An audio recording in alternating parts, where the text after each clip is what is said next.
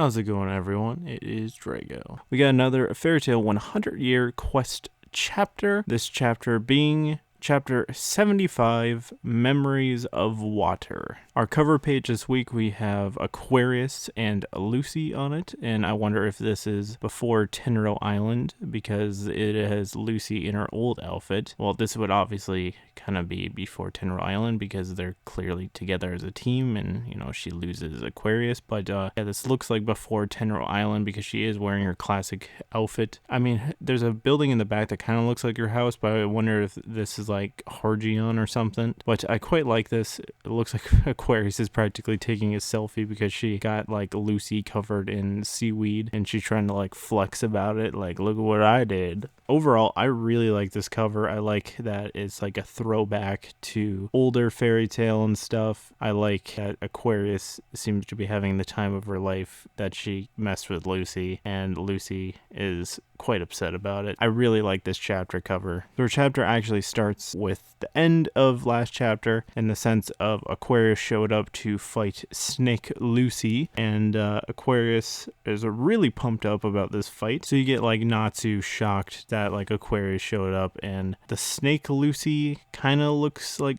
concerned and kind of mad at the same time. Immediately transitions to Silene and her group, and, you know, they're wondering who it is, and they're thinking Aquarius is a yokai, even though she's a celestial spirit, but they don't know that. And you even get them explaining, oh no, she's not a yokai, and then one of Silene's underlings is going about two women fighting over a single man, and you get Aquarius kind of teaming with Natsu, which I never really thought would happen, but she mainly fights Lucy by herself, and she's kind of explaining how, oh yeah, it looks like in this world I can be summoned here without any keys. And she immediately goes like to Natsu and says like, stand down, I'll handle this kid. And she is mega confident she can take down Lucy all by herself, and Snake Lucy is doing something regular Lucy would never do, in the sense of she is hardcore sassing Aquarius, and she immediately replies with, handle. I wouldn't say that, Aquarius. And ooh, you don't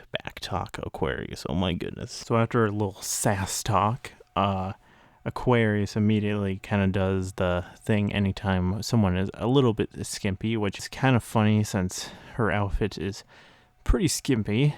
Like I know she always did with Kana, but it would be like, what are you trying to seduce some guy with your look there? And Lucy, Snake Lucy, keeps on continuing to sass. She literally tells Aquarius to shut up, and that it's always like this with her. And that infuriates Aquarius, literally telling Lucy to shut up now, and that she calls her a little brat, and she causes quite the water to form here, and Natsu is like being killed practically in all this. Again, you come back to Silene's crowd, and, you know, the brute force lady, I forgot her name, I'm sorry, is like having the time of her life, that she's using brute force to fight Lucy. And you get Snake Lucy being very, very confident and saying water magic doesn't work on the current me. You don't even stand a chance against me. And again, her sass in Aquarius doesn't go well, because she says, well, since you don't got your butt I'd usually slap when you acted out, I'll just use your cheek. And she just straight up slaps her in the face. It looked like she really went for it, because that really knocked her around Snake Lucy, and it even got her making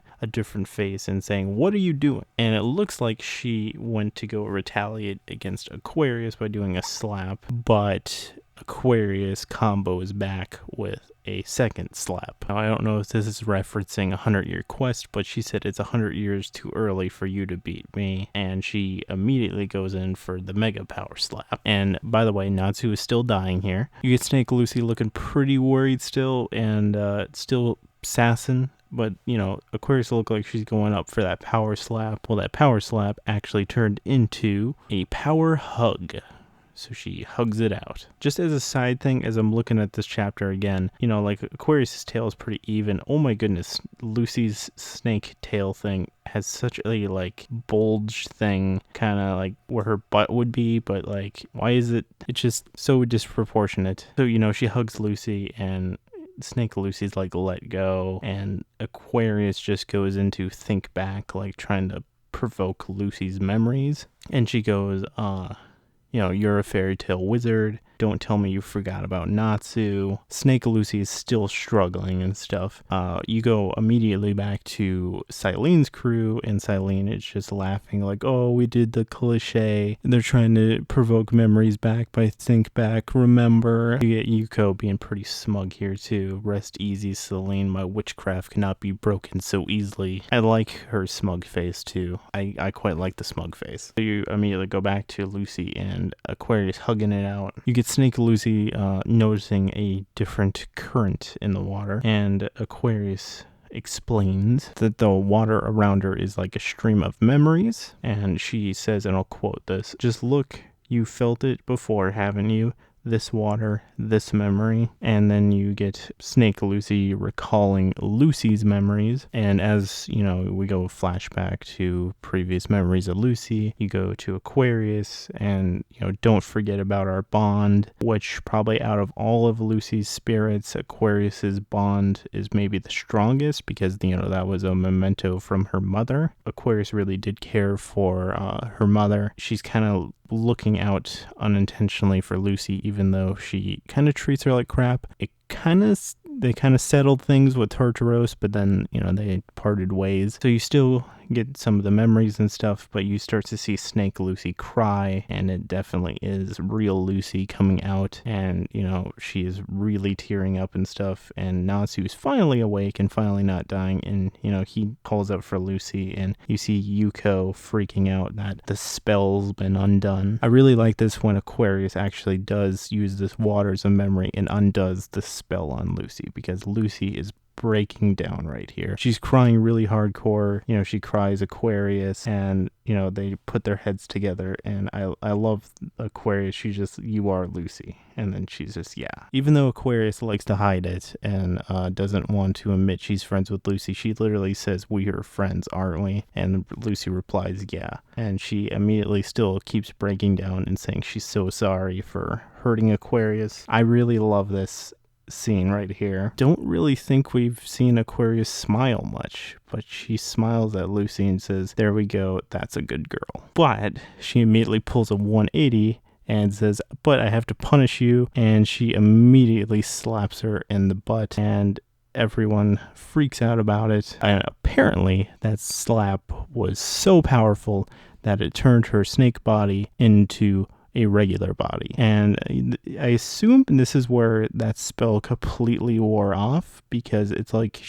Lucy wakes up and she immediately says, why do my cheeks and butt hurt all of a sudden? It's like she doesn't remember her just getting slapped by Aquarius. And she immediately points out like, huh, Aquarius? And Natsu in the background, I love this, he's freaking out. She's back to normal. And Yuko can't even fathom that like her spell got broken. You get Lucy trying to equate to where they are, asking Natsu where they are. This is the second part I really like about this chapter. Aquarius is, don't worry about any of that crap. I don't need to be a contract or a key to be in this place. How about the two of us team up again and let's fight some fools? I love that you get Lucy super enthusiastically saying, yeah, let's do it. So we get a Lucy Aquarius team up with Natsu again. It is really nice to see them back together. I know they don't have the key yet, but we get some Lucy Aquarius action yet again. Lucy's still trying to like equate to how things happened, because I am assuming she doesn't remember what happened in that spell. She's like, I don't know how you got here, Aquarius, and she immediately goes to hug her, and Aquarius is like, stop hugging me, please stop hugging me. And I love Natsu, just standing in the background. It's like, well, you were clinging to her just a minute ago, and she's like, shut up, don't tell her that. I don't think we've really seen Natsu freely talking with Aquarius, and he immediately just goes up to her and he's like, anyway, you saved me, Aquarius. And she's like, well, let's get things sorted first. And he's like, yeah, you're right, let's go find Gray. And we immediately go back to Silene's group. Yuko is probably questioning everything in her life on how this spell was undone. I remember her name now, Mimi, talking about the physical attacks and whatnot that she did. And Silene, she apparently learned what the power of friendship actually does. She immediately says, memories, recollections, connections, that's it. Sometimes emotions can surpass magic and witchcraft. Apparently they figured out that the power of friendship can undo any spell or do any spell. Now we go to Gray fighting Happy, Carla, and Wendy, and they're in their big tigery forms. They're charging Gray and whatnot, and you get Wendy cheering on Gray even though she's fighting Gray, which is interesting, and he has to preemptively apologize before he tries to freeze them, but they just shrug off that ice like it's freaking nothing, and it just like steams around them. I'm not quite sure if it just insta melts, but Gray's in a bit of a tough spot if his attacks insta melt against these guys. You still get Happy saying I, because they're like, oh, what a shame. This is the final line of the chapter, and you get Wendy explaining as to why Gray's ice doesn't work, and I'll quote this. When used against spirit power, the power of ice is useless. I'm sorry. And then she does like the cat little 9 sound, and that is our end of our chapter. So thoughts. I really quite like how the snake thing was undone with Lucy.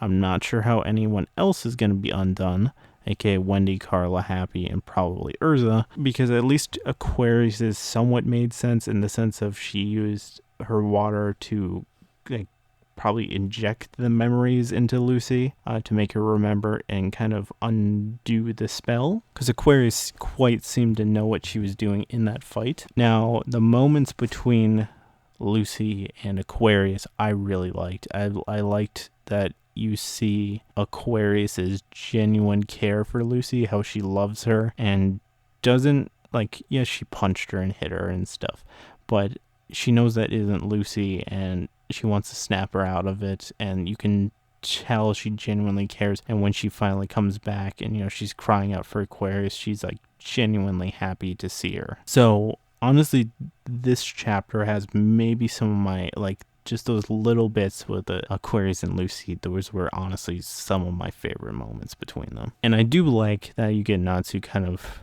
in the background, kind of witnessing this as well, and or slash kind of dying to Aquarius's water. To our next fight and stuff with Wendy and Gray and whatnot. We still really haven't gotten much with them. The fact that Gray can't entirely use his ice now, that might be a problem. But that was just him using regular ice. Has he used his Demon Slayer powers yet? I don't think we've seen that. And yet again, we are still missing Urza. So what happened to Urza? So overall, I really like this stuff with Lucy Aquarius. The Wendy Gray stuff we really don't have much on, and I can't really base much on it. I still really want to know what happens with Urza. But yeah, what are your thoughts and stuff? Leave them below. I'm still working on the Natsu video. I had to rewrite it a few times, but for the most part, the audio portion of it's done. It's going to take me quite a bit to edit this. So yeah. I'll see you guys later. This is Drago signing out.